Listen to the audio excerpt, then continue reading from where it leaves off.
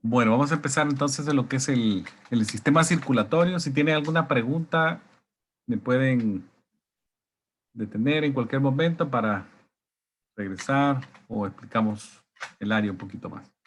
Vamos a ver el sistema circulatorio como uno de los 11 que ya habíamos mencionado. Lo puse aparte para ir un poquito más en detalle de este sistema que está importante y lo que es la flebotomía. Pues vamos a ver que la principal función del sistema circulatorio, el cual también es conocido como sistema cardiovascular, es circular sangre a través del cuerpo y de esa manera mantener la vida de cada persona. Esa es la principal función de este sistema.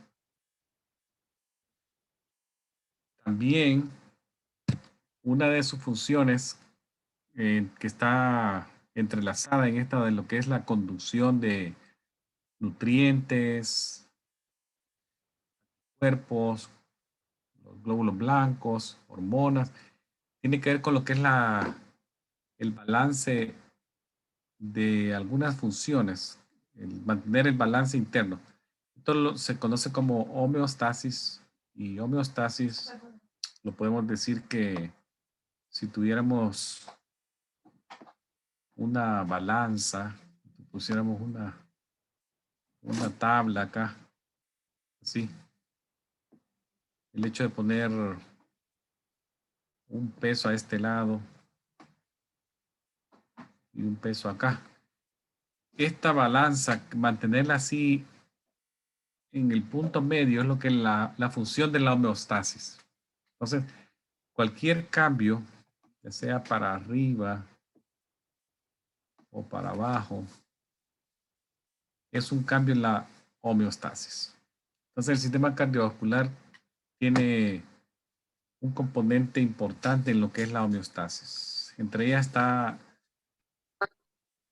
el llevar nutrientes, ya lo dijimos, el sistema digestivo es el encargado de procesar esta parte de la absorción de nutrientes y ponerlos a disposición a través de los capilares en el intestino del sistema circulatorio. Entonces, mover nutrientes, aminoácidos, carbohidratos, grasas, es parte del sistema circulatorio. También deshacerse de desechos de los procesos metabólicos en las células.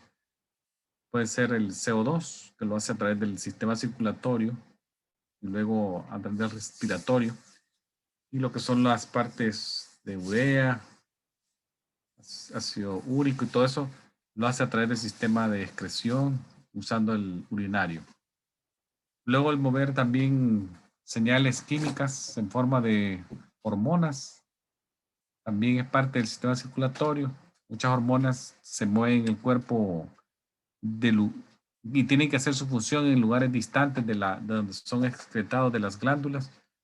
Lo que se conoce como una secreción endocrina, la glándula secreta directamente el sistema circulatorio y se hacen las señales disponibles en células distantes. Eso sería, ahí está la insulina, estrógenos, testosterona, melatonina y muchas otras más.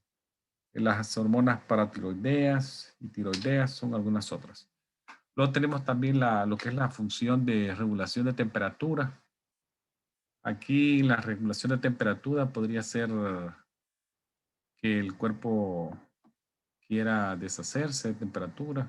Entonces usa la vasodilatación, que es parte también los vasos, son parte del sistema circulatorio, deshacerse de calor o mantenerlo en su interior, como también la vasoconstricción y vasodilatación. Todos estos procesos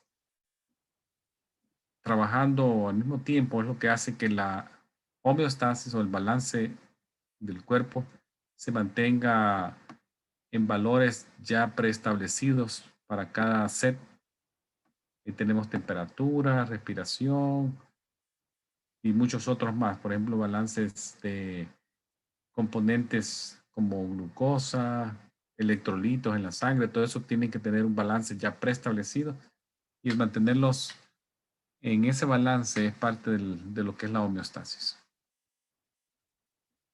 Ahora veamos el órganos y tejidos del sistema circulatorio, del sistema cardiovascular. Entonces aquí tenemos los órganos que son el corazón, la sangre y los vasos sanguíneos.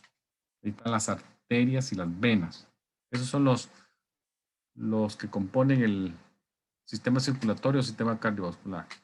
Entonces el corazón sería como la bomba, el músculo que hace la función de una bomba que impulsa la sangre al vaso sanguíneo, que son estos tubos, un sistema de carreteras donde se mueve la sangre a través de nuestro cuerpo, un sistema de tubos que distribuye la sangre a través del sistema cardiovascular.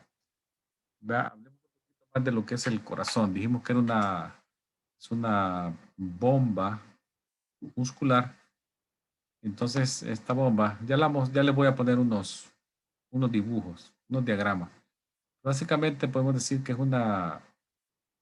son una doble bomba. Si lo dividiéramos en derecho e izquierdo. Derecho, son una que recibe de la periferia, luego manda de acá a los pulmones y de los pulmones regresa al izquierdo, al lado izquierdo, y de ahí la sangre vuelve a salir a través de la que es la aorta. El corazón es un órgano que lo pudiéramos dividir en 4 cámaras, 2 superiores y 2 inferiores. Las superiores, nuevamente tenemos un derecho e izquierdo. Las superiores serían los atrios o las aurículas, como se conocen. Los 2 nombres son correctos, se pueden usar de manera correcta. Y los ventrículos, que son las cámaras inferiores, ya sea izquierda y derecha. Y entre ellas, acá, existen unas válvulas. Ya las vamos a ver también otra. Unas válvulas que separan los atrios y los ventrículos. Y también están en unos vasos, en los pulmonares y la aorta. Las válvulas lo que tienen como propósito es facilitar el flujo de la sangre en una sola dirección. En una sola dirección. Ahora, vemos un poquito de la característica y la forma del corazón. Como podemos ver acá, el corazón es un órgano que tiene una forma de cono, una forma cónica, que está situado ligeramente a la izquierda de lo que, pues, ponemos la línea media por acá. Está ligeramente hacia el lado izquierdo del cuerpo. Está por atrás del esternón. En esta vista lateral podemos ver este hueso que dijimos que era... ¿Cómo lo clasificaríamos si fuera pedido esta pregunta? Si les preguntara yo qué clasificación le pondrían al esternón en la clasificación de los huesos. Hueso plano. Un hueso plano, sí. Entonces, Plano. ese hueso plano que está justo en la parte media de nuestro tórax, en la parte anterior o frente, que es donde se llegan las costillas. Las costillas no llegan directamente a él, sino que hay unos cartílagos que se extienden del esternón a la costilla. Pero este esternón, por atrás de él está ubicado el corazón. Y por atrás del esternón también es una zona que ya la mencionamos anteriormente, que era el mediastino. El corazón también reposa en el diafragma, que sería este músculo que está acá. Entonces el músculo diafragma, sobre él se asienta, se descansa el corazón. El corazón no está en una posición recta, sino está un poquito en una posición diagonal, un poco con una desviación hacia la izquierda, y su punta, su apex, acá, su apex, la punta, está orientada también hacia la izquierda. Tiene un eje en dirección a la izquierda. El corazón es un órgano ligeramente pequeño si lo comparáramos con otro. Generalmente el peso del corazón podría andar más o menos de una libra, entre 250 a 350 gramos en peso. Ligeramente de tamaño mediano pequeño. Y la ubicación, ya la dijimos, un poquito hacia la izquierda y la punta también dirigida hacia la izquierda, descansando sobre el diafragma. Acá les pongo un dibujo sobrepuesto a este joven y vemos que las estructuras que se relacionan con él, esta línea celeste que les puse acá, sería media, acá está el esternón, ligeramente orientado hacia la izquierda. Y si lo vemos en una radiografía de tórax, esta parte blanca que se ve acá, por ser el tejido más homogéneo, se ve más blanquecino.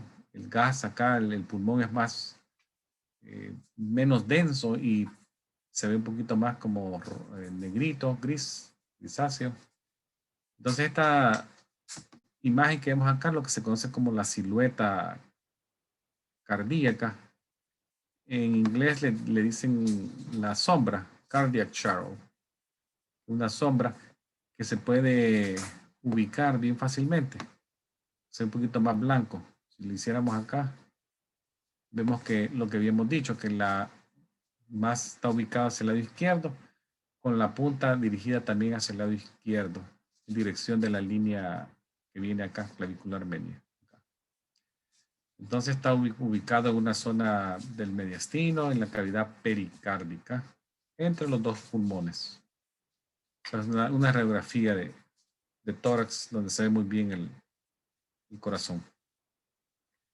Ahora, la estructura del corazón es de capas. El corazón tiene 3 capas. La capa más externa, que es la que rodea el corazón, es la que se conoce como pericardio, es un saco membranoso denso, que protege, tiene la función de proteger el corazón, pero también tiene la función de darle la forma, o sea, esa como que fuera un calcetín alrededor del corazón, una bolsita, lo protege, pero también le da apoyo a la forma del corazón. Y como pueden ver acá, este pericardio tiene 2 hojas. Una es la que está adherida al músculo cardíaco propiamente, al miocardio, que es el pericardio visceral, acá. Y luego hay otra porción del pericardio que está adherido a lo que es la caja torácica por la parte de adentro, que es el pericardio parietal. Entre ellos hay un espacio bien pequeñito de 1 o 2 milímetros, que en el interior de él hay un fluido, se conoce como fluido pericárdico, que básicamente es como una lubricación de las 2 hojas para que se puedan desplazar una frente a la otra de una forma indolora, sin fricción. Y eso hace que el movimiento de los pericardios, visceral y parietal, sea bien suave uno sobre el otro. Y ese movimiento se da cuando el corazón se contrae y se relaja. ¿Les recuerdan ustedes que hablamos se habla siempre de un ciclo cardíaco donde hay una sístole y una diástole? Entonces, cuando se produce ese ciclo cardíaco es que el corazón se mueve adentro de esas 2 hojas y la manera de que no duela y sea bien suavecito es cuando está lubricado adecuadamente. Sin embargo, en algunas ocasiones ese espacio podría ser ocupado por cuerpos extraños, tales como sangre, pus. Imaginémonos que alguien tiene un accidente y la costilla se quiebra y se va hacia adentro un extremo y lacera de alguna forma los vasitos más superficiales del corazón, podría producirse un sangrado, o una persona que sufre una herida por arma cortopunzante podría verse lesionado sus vasos de la parte del pericardio y sangrar y quedar atrapada la sangre entre este espacio de la cavidad pericárdica. También puede acumular pus o aire si hay un neumotórax penetrante en la zona del corazón. podría también encontrarse aire ahí. Entonces, las otras capas que interesan es la miocárdica, que es la capa, es la mayor porción del corazón y es la que forma la pared interior del tejido. El músculo del corazón se llama miocardio y consiste en su totalidad de células de músculo cardíaco. Es un tejido que cuando ya hay más de una célula ya se vuelve un tejido y ellas se ven más o menos como se ve en esta fotografía. Vemos que las células cardíacas están unidas una con otra a través de una zona de unión que se conoce como gap junction. Y en las fotografías se ven como que fueran un zigzag, como que fueran un zigzag así como las setas del zorro que van así. Y eso se conoce como discos intercalados. Entonces cada vez que ustedes ven discos intercalados es la unión de células cardíacas. Ellas tienen una forma de Y, más o menos. Semejan una Y como que fuera así.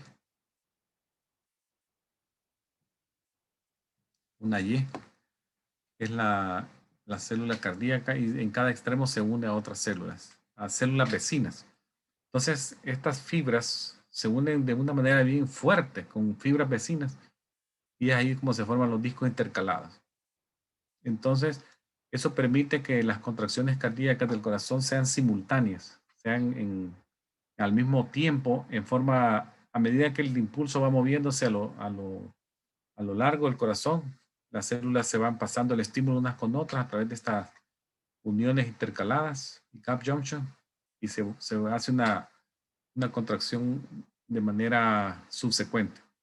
Luego tenemos el endocardio, que es la parte interna, que es la capa más interna del corazón. También tiene como propósito proteger el interior de las cámaras cardíacas y también están en estrecha relación con las válvulas. Entonces, el endocardio provee protección a las válvulas y a las cámaras, las 4 cámaras del corazón, a los atrios y a los ventrículos. Aquí les pongo nuevamente algunos dibujos. Se ven el corazón con su saco protegiéndolo, que es el pericardio visceral. Y luego tenemos lo que son los mediastinos, zona mediastínica, los pulmones, vasos. Acá tenemos el ventrículo izquierdo, la zona de las válvulas. Y esto sería endocardio, parte interna del corazón, miocardio y esta parte rosa, azul acá, pericardio visceral, pericardio parietal y el espacio acá entre ellos, la cavidad pericárdica. Ahora vemos la acción del corazón como una doble bomba. También se le conoce como doble bomba por lo que ya habíamos dicho. El corazón envía sangre oxigenada a través del corazón izquierdo y luego la colecta de la periferia a través del corazón derecho. Una vez la colecta del lado derecho, la envía al pulmón para ser reoxigenada. Entonces esa acción de retornar sangre y volver a bombear hacia el cuerpo de manera repetitiva es lo que se conoce como el ciclo de la circulación de la sangre o de la circulación cardíaca. Ahí se forman dos circuitos. Uno es el circuito sistémico, que es el que va hacia afuera, y luego tenemos el circuito pulmonar, que es el que está en la parte de los pulmones. Ahora veamos un poquito de lo que son las válvulas del corazón para mostrárselas y describirlas. Acá tengo en círculo amarillo, es la aorta. La aorta es la arteria que sale del ventrículo izquierdo, la más grande. Luego tenemos las venas grandes que vienen con una gran cantidad de sangre hacia las cámaras derechas. Atrio derecho, que son las venas cava. Tenemos una superior y una inferior. Las válvulas que se encuentran en el corazón, básicamente la válvula, si ustedes hacen reflexión sobre las válvulas, cualquier bomba necesita válvulas. Eso en la parte mecánica de un automóvil, lo que sea, si hay una bomba, van a haber válvulas. Y básicamente lo que se pretende es mantener una sola dirección de lo que se mueve. El fluido moviéndose en una dirección. Y en este caso el corazón no es la excepción a eso. Por eso tiene válvula.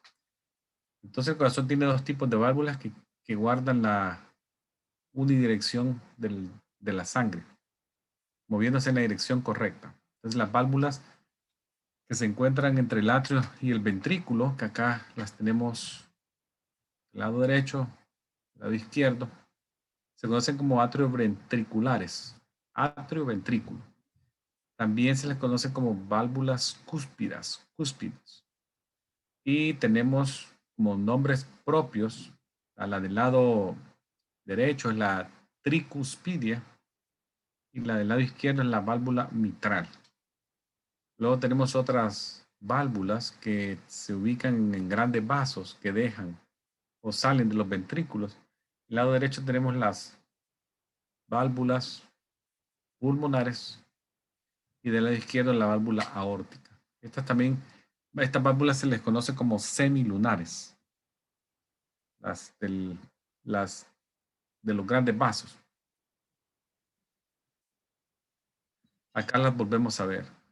La tricuspidia o cúspids, derecha, entre atrio y ventrículo es la tricuspidia. Del lado izquierdo tenemos la válvula mitral, que entre el ventrículo izquierdo y el atrio izquierdo. Y las semilunares, tenemos la pulmonar y acá tenemos. Entonces, esa es la función de esta. Las válvulas también se relacionan a los sonidos. O sea, el sonido del corazón, el sonido que se ausculta con un estetoscopio y se escucha con un estetoscopio, básicamente es la acción del cierre de las válvulas, del cierre de la válvula. Todos los sonidos que se asocian a ese latido, que uno lo asocia al latido, son básicamente producidos por vibraciones en los tejidos cerca de las válvulas que la sangre al pasar causa por el cierre de la válvula. Entonces, sonidos anormales en esas zonas de las válvulas se les conoce como soplos. En español es soplo y en el inglés es murmur. O sea, probablemente en español sea más fácil de asociar soplo a un sonido. En inglés no, porque es murmur. Pero cuando escuchen la palabra murmur o la vean escrita, están hablando de un sonido anormal del corazón y se asocian a enfermedades de las válvulas o valvulopatías. Ese es el significado de la válvula. Entonces, independientemente cuál es la que está causando el sonido, se logran ubicar por la posición en donde se escucha el sonido, ya sea tricuspidio, mitral, aórtico, pulmonar, y también por el tiempo en el que sucede, si es sistólico o diastólico. Aquí se ve una fotografía de una válvula pulmonar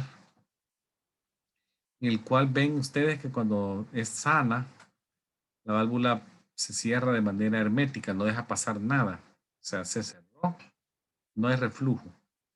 Y cuando se abre, permite el paso 100%. Ustedes ven acá, es un diámetro grande. Cuando se abre es una apertura completa. Y cuando se cierra es un cierre hermético, casi, ¿cierto? Pero en algunos casos esto no pasa. Ya les podemos mostrar una fotografía más adelante, en donde probablemente no se cierre bien y se llama insuficiencia. Y cuando no se abre bien se llama estenosis. Entonces, esas anormalidades en el cierre o en el cierre, en abrir o cerrar, es que se producen los soplos. Veamos un poquito lo que es la trayectoria de la sangre a través del corazón. Yo les puse acá números para hacerlo un poquito más fácil cómo se mueve la sangre, porque creo que siguiendo los números se hace más fácil. Vamos a empezar con el número 1. Sangre, digamos que seguimos un glóbulo rojo acá, y el 1 acá, este glóbulo. Lo marcamos y decidimos seguirlo, entra por la vena cava inferior. Siguiendo los números, vemos que llega primero, viene de la periferia este glóbulo rojo, con poco oxígeno. Entra en la cámara derecha, atrio derecho, pasa la válvula mitral, llega al número 3, que sería el ventrículo derecho. Luego se moviliza hacia la arteria pulmonar, el 4. Con eso lo lleva al pulmón 5. Acá era dióxido de carbono, atmósfera, pero también acuérdense que oxígeno ya entró. Entonces el glóbulo en ese momento, el glóbulo rojo tiene una afinidad por el oxígeno en esta zona del pulmón, mucha afinidad, y lo obtiene bien fácil en lo que es la zona de alvéolos, donde se hace el intercambio gaseoso. Y también hay una afinidad de desprenderse del CO2. Entonces ahí se oxigena el glóbulo rojo, regresa a la cámara izquierda, aquí número 7, sería el ventrículo, no, el atrio izquierdo, y pasa al 8, ventrículo izquierdo, y se mueve rápidamente hacia el 9, que sería la aorta. Ese es el ciclo a través del corazón, pasó por el pulmón y luego vuelve a hacerse disponible el mismo glóbulo rojo con oxígeno abundante.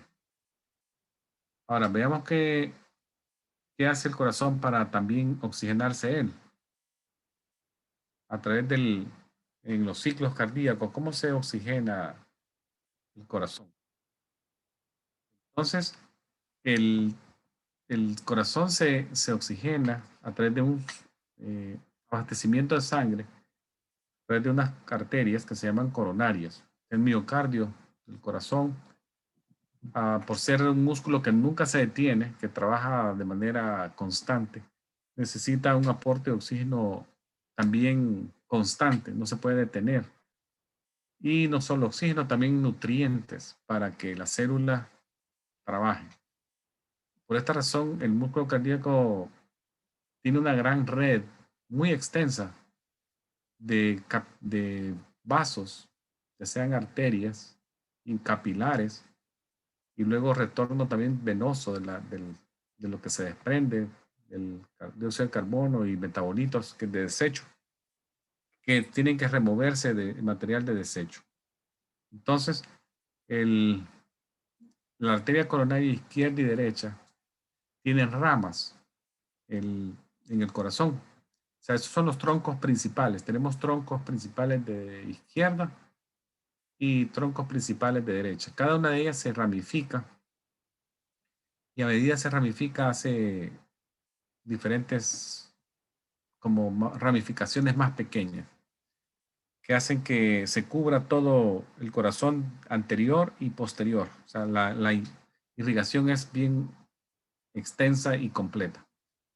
Entonces, a medida que la sangre pasa por los capilares en el miocardio, entra ya en un retorno, a un retorno venoso, entra a un sistema de venas cardíacas coronarias, acá están, y estas venas cardíacas coronarias drenan a un área más grande que se conoce como seno coronario, que acá se muestra, seno coronario. Y este seno coronario se abre en el atrio derecho.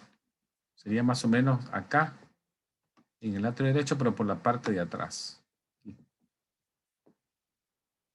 Ahí se abre el seno coronario y esta sangre, si ustedes ven, se une a sangre que va entrando de las venas cavas, superiores e inferiores, y así en el mismo ciclo que hablamos en la foto anterior, que decía el 1, 2, 3, 4, vuelve a hacer todo ese ciclo y pasa por el pulmón esa sangre y luego, cuando ya va de regreso para el sistema, la aorta es la que tiene la ramificación de la coronaria. O sea, la coronaria es una una rama de la aorta. Entonces, el ciclo de la sangre coronaria es bien cortito porque de la aorta pasa a las coronarias, perfunde el corazón y retorna a través del seno coronario y se vuelve a introducir al atrio derecho. O sea, el ciclo de ella es bien cortito, eso porque básicamente está perfundiendo el corazón, manteniéndolo oxigenado y proveyendo de nutrientes. Entonces viene una pregunta acá que dice, ¿en qué momento las arterias coronarias perfunden el corazón? ¿Durante la sístole o durante la diástole? ¿Durante la contracción o durante la relajación? Entonces, porque los vasos, estos coronarios, penetran en el miocardio. O sea, acá se ven bien superficiales el tronco izquierdo y derecho, pero a medida ellos se ramifican, penetran a las capas más profundas y penetran al miocardio. Y por estar en el miocardio, cuando el miocardio se contrae, ese efecto de contraerse y de apretar sería como que ustedes aprieten una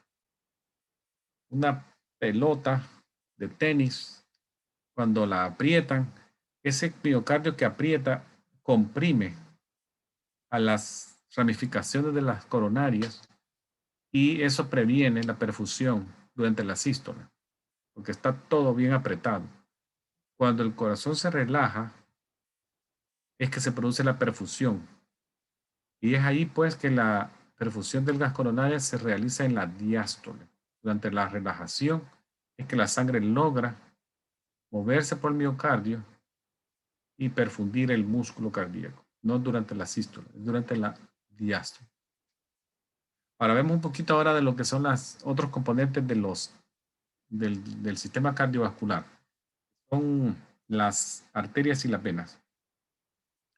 De esto podemos decir y compararlos. Por ejemplo, las arterias, que las tenemos acá al lado izquierdo de la pantalla. Las arterias son las que llevan sangre del corazón para afuera o de la sangre que va del corazón saliendo. Y si ustedes ven acá, tiene tres capas. La capa más interna, entonces como túnica íntima, que es la capa más interna, es un epitelio bien delgadito, epitelio simple, escamoso, muy delgadito, que por ser delgadito permite el paso de oxígeno y también permite el paso de otro tipo de sustancias, nutrientes y todo eso. Luego tenemos una capa media, que es la capa conocida como túnica media, básicamente es músculo liso. Aquí dice smooth muscle, músculo liso. Y es la capa más densa, más ancha de la arteria. Y es la que le provee apoyo al vaso y es la que también le provee que pueda cambiar de diámetro y regular el flujo de la sangre. Luego tenemos la capa más externa, que sería tejido conectivo, que es lo que se conoce como túnica adventicia, que es la que rodea al vaso. Ahora, las venas, aquí las ven en mano derecha, las venas son las que llevan sangre de la periferia hacia el corazón y la sangre pasa a través de capilares, que sería la parte que conecta arterias con venas, es capilares, esta zona de en medio. Son vasitos microscópicos, no se, bien pequeñitos, no se pueden casi ver con el ojo, bien pequeños. A través de ellas fluye sangre también. Y ahí, aquí se produce un intercambio también de nutrientes y de gases, oxígeno. Eso es a nivel ya de células. Estos capilares van aumentando de grosor a medida que ellos se alejan del capilar y ya se convierten en vénulas. Y estas vénulas a medida también se mueven progresivamente, se hacen más grandes hasta convertirse ya en una vena. Acá sería ya una vena. Y las paredes de las venas, si ustedes ven, tienen las mismas tres capas de las arterias. Lo mismito, tiene epitelio interno, músculo liso y tejido conectivo. Los tres componentes que ustedes vieron acá están del otro lado. Entonces, ¿cuál es la diferencia? Ellas tienen menos músculo liso y tejido conectivo. Son más angostitos estas capas de músculo y de tejido conectivo. Entonces esto hace que la vena, la pared de la vena sea un poquito más delgada en comparación con las arterias, y eso hace que la arteria tenga menos presión perdón, que la vena tenga menos presión que la arteria. Eso es lo que sucede. Entonces las venas tienen menos rigidez y son más delgadas. Y eso hace que tengan más capacidad de retención de sangre. Por lo tanto, el hecho de ser así en su estructura, en algún momento de la circulación, puede llegar hasta acumular hasta el 70% de la sangre, del volumen de sangre del cuerpo. Podría estar en algún momento al lado venoso, en comparación de la arterial. O sea, tiene una capacidad de retención bien, bien grande. Acá está. Otra cosa que es bien característica de ellas es que ellas se mueven en una sola dirección y tienen válvulas, algunas de las venas. Las arterias no tienen válvulas, las venas sí. Especialmente las venas en miembros inferiores tienen válvulas. Ahora, hablando un poquito de lo que es la sangre, no voy a entrar en mucho detalle con la sangre porque voy a hablar de esto cuando ya hable de la flebotomía la próxima semana, pero solamente pues, les puedo decir que es un fluido muy valioso donde se transporta oxígeno, que lleva ese oxígeno a los tejidos, del tejido moviliza dióxido de carbono y también mueve un sinfín de cosas, como pueden ser hierro, electrolitos, hormonas, anticuerpos, glóbulos blancos. Vean ahí la importancia de ellas. También tienen que ver con lo que es la coagulación, cuando hay sangrado, hay plaquetas. Entonces es un líquido muy valioso. Voy a hablar de eso después, con más detalle. Ahora veamos el corazón. Miren cómo está latiendo ahí. Eso es lo ideal, pero en algunos casos pueden surgir problemas. Hablemos de algunos que deben de conocer. Por ejemplo, la hipertensión arterial. Es uno de los problemas que afecta al sistema cardiovascular. Básicamente la hipertensión arterial es un movimiento de sangre a través de los vasos a mayor presión de lo normal. ¿Y quién establece lo normal? Ya son valores establecidos de manera que ya se detectaron que ese es el valor normal. Por eso se dice que cualquier valor por arriba del 140 en la sistólica, para esto hay que tomar la presión. No se puede saber solo con ver a alguien, yo no puedo saber cuánto tiene de presión. Hay que tomarlo con un aparato. Y ese tensiómetro me va a decir los valores. Si el valor es más de 140 la sistólica y más de 90 la diastólica, entonces podemos decir que hay una hipertensión arterial. La hipertensión arterial es muy silenciosa. Muchas veces se le conoce como el asesino silencioso.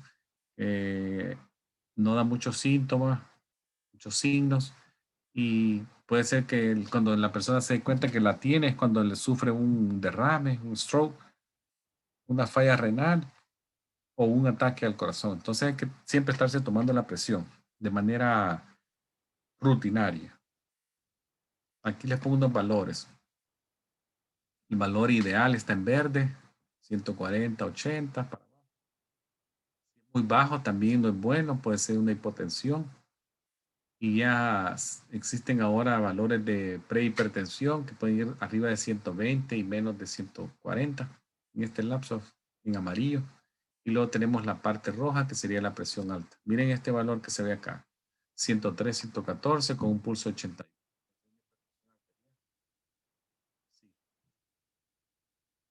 Ahora, algunas disritmias también, trastornos del ritmo, que tienen que ver con el ritmo del corazón.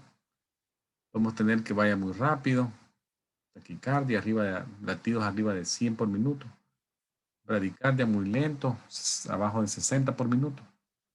Y algunos trastornos del ritmo los voy a hablar más en detalle cuando hablemos del electrocardiograma. Otro problema que afecta al corazón serían los problemas de dolor de pecho, lo que se conoce como angina. Básicamente el dolor de pecho, una angina, está asociado al músculo cardíaco no recibiendo suficiente cantidad de oxígeno durante un esfuerzo. Aunque también podría haber dolor de pecho en reposo. También son anginas inestables, pero usualmente la angina estable es la que se relaciona al dolor de pecho asociado a esfuerzo. Muchas veces no es una amenaza inminente a la vida, pero sí es una advertencia de que algo hay que hacer.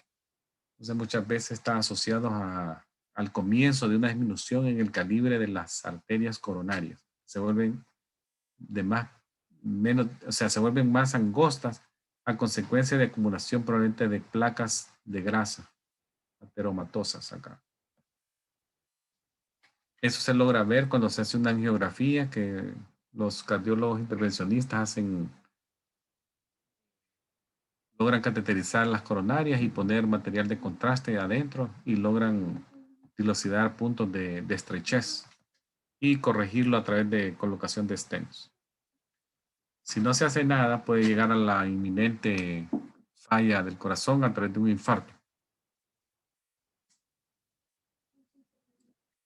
Les pongo a mano derecha algunos signos del infarto: dolor de pecho, sudoración, mareo, falta de aire, dolor abdominal, dolor en el cuello. Entonces puede ser signos de un ataque al corazón. La diferencia entre la angina y esto ya es que el ataque al corazón o myocardial infarction puede ser bien rápido, y el desenlace puede ser que haya muerte del tejido, porque el bloqueo de la coronaria fue tan prolongado, o de una rama de la coronaria, que las células mueren. Acuérdense que dijimos que el cuerpo trata de tener la homeostasis y tener los sistemas trabajando bien, con el único propósito que de las células del cuerpo no mueran, estén sanas. Pero cuando sucede una obstrucción a una coronaria o rama de la coronaria, células cardíacas podrían morir y infartarse y morir. Eso ya es irreversible, no es como la angina, que es reversible. Se puede provocar una muerte irreversible de la célula y ya no lograrse recuperar. Otra anomalía que afecta mucho, y probablemente la han escuchado ustedes, es lo que son los aneurismas. Los aneurismas básicamente es la formación como de un globo a consecuencia de una debilidad en las capas. Recuérdense que hablamos de las tres capas: externa, media e interna del vaso, que eran el tejido conectivo, el músculo y el epitelio. Muchas veces se puede debilitar alguna de ellas y formarse un aneurisma. Entonces el aneurisma podría encontrarse en cualquier lugar donde hay un vaso. Hay lugares más comúnmente encontrados. Por ejemplo, las aortas son bien frecuentes, aortas abdominales, que se puede ver la aorta bien fácil en una radiografía de abdomen. Se puede ver un ensanchamiento del callado en la zona abdominal. Hay un callado en la zona de la salida del vaso en el corazón, que se llama callado en la aorta, pero también hay un ensanchamiento en la parte abdominal, que también es bien gruesa la aorta en esa zona. También se pueden ver aneurismas en la zona del cerebro. Este, por ejemplo, es un aneurisma cerebral que se encontró de manera accidental y se pueden corregir si se descubren a tiempo. Luego tenemos las inflamaciones del corazón, que se conoce que es inflamación porque la terminación es lo que se conoce como itis: endocarditis, miocarditis, pericarditis. Entonces, toda capa que se inflama le ponen la terminación itis. No sé si escucharon en las noticias, hace poco salió que la vacuna de la COVID estaba siendo asociada a miocarditis en jóvenes. Ahora que se están vacunando los jóvenes de 12 a 17 años, dijeron que estaban experimentando algunos casos de miocarditis, inflamación de la capa muscular del corazón. Esto, ¿cómo se puede descubrir? Bueno, da síntomas. Por ejemplo, la miocarditis, por ser inflamación, puede dar dolor de pecho, dificultad respiratoria, fatiga, mareo. Puede dar fiebre también, dependiendo de la causa de la miocarditis, si es bacteriana, viral o exposición a otras sustancias como químicos. Entonces, dan síntomas parecidos ellos. dependiendo de la fuente de la inflamación, así es el tratamiento. Ahora, las fallas cardíacas, que se conocen como insuficiencias cardíacas congestivas, ya es cuando la falla es más evidente y el corazón deja de bombear sangre como debería de bombear. Vamos a hablar de eso después, del gasto cardíaco, que ya hay un volumen establecido, que usualmente es 72 cc o 72 ml por cada contracción. Eso mueve el corazón por volumen latido. Con la falla cardíaca se hace menos de 72, pueden ser 50, 40. Una característica es que el corazón crece de tamaño. Aquí les puse yo un corazón normal, como acá, en color amarillo. Y otra es la PET, esta imagen acá, un paciente con insuficiencia cardíaca. Y ven ustedes que la parte roja es la que ha crecido. Y la silueta casi llega, debería de llegar más o menos a la línea clavicular media. Pasado más o menos está llegando como a la línea axilar anterior acá. O sea, ha crecido por una falla cardíaca congestiva. Entonces es una evidente crecimiento del corazón y el tratamiento también es médico o en algunos casos ya severo como un trasplante cardíaco. Ahora regresemos rápidamente a lo que es el soplo. Se recuerdan que les dije que el murmur es la palabra en inglés de soplo y aquí les pongo unas imágenes para recordar un poquito lo que habían visto antes, que la válvula se cierra hermética y se abre completa. Pero a veces no se abre bien por alguna causa bacteriana, viral o tóxico, lo que sea. Es una estenosis y también no se cierra bien, una insuficiencia. El indicativo de estos son sonidos anormales, soplos. Los tratamientos pueden ser medicamentosos también o reemplazos de válvulas. Algunos reemplazos de válvulas son bien peligrosos y la mortalidad es bien alta, especialmente de la tricuspidia, mortalidad bien severa. Acá les pongo la misma foto que vieron hace como 20 minutos que estamos hablando de las válvulas. Este es otro problema bien frecuente del sistema cardiovascular, que se inflamen las venas. Aquí puse una fotografía de una señora que tiene un bloqueo, o sea, tiene un coágulo bloqueando de manera parcial el flujo de sangre, pero se asocia mucho a dolor, es bien doloroso, esto está caliente, si ustedes le pusieran la mano sobre esa zona, está tibio, calientito, está inflamado y bien doloroso. El riesgo acá es que se desprenda algún trombo y viaje hacia la parte superior y produzca un stroke, que es lo que nadie quiere. En algunos casos colocan arriba un filtro en la vena cava para prevenir algún trombo que venga de la parte inferior, que lo cache el filtro de la vena cava. Se está usando mucho filtros de vena cava inferior para prevenir migración de trombos hacia la parte del corazón o los pulmones o el cerebro. Ahora tenemos esta otra imagen que es casi el final ya de nuestra reunión de esta noche, que son las venas varicosas, que básicamente es una vena varicosa, es una vena dilatada, como, ¿qué les podría decir? Ustedes han visto esos calcetines de niños que se estiran, cuando están nuevos se quedan arriba, pero a medida se van usando, el elástico se va perdiendo, y luego se lo suben y a los 2, 3 segundos ya está otra vez por el tobillo. O sea, una vena dilatada es una vena que perdió la capacidad de estiramiento, básicamente, de estirarse y de tener lo que se llama recoil, retorno. Se dilatan y no regresan a su estado natural, que es siendo más pequeñas. Afectan a hombres y mujeres. Las venas varicosas son en los miembros inferiores. Si están en la zona del recto, se conocen como hemorroides. La hemorroide es una vena varicosa, pero en la zona del recto. Las causas son muchas veces tratadas medicamentosas o de manera quirúrgica, cirugías, pérdida de peso, puede ser otra, tratamientos. En las mujeres u hombres hay grados. El grado bien leve podría ser una vena, una araña vascular que se puede inyectar con esclerosis, esclerosar la vena. Pero si es muy severo, como esta foto número 4 acá, donde ya se ven úlceras, ya se ve pigmentación de la piel, dilataciones bien tortuosas, como que fueran gusanos que tienen bajo la piel, bien, no muy estético, no le gusta a la gente cómo se ve. Hay que hacer una cirugía. Acá les puse una foto de un paciente antes y después de una cirugía. Si ustedes ven, los resultados son bastante satisfactorios. Aquí lo que se hizo fue ligadura de paquetes, una safenectomía mayor. Se extrajo la vena safena mayor. Se trajeron todos estos paquetes varicosos y el resultado fue bastante satisfactorio. No al 100%, pero la persona logra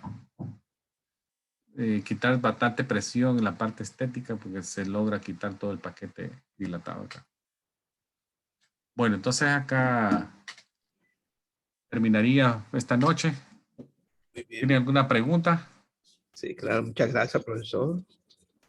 Si alguien tiene alguna pregunta.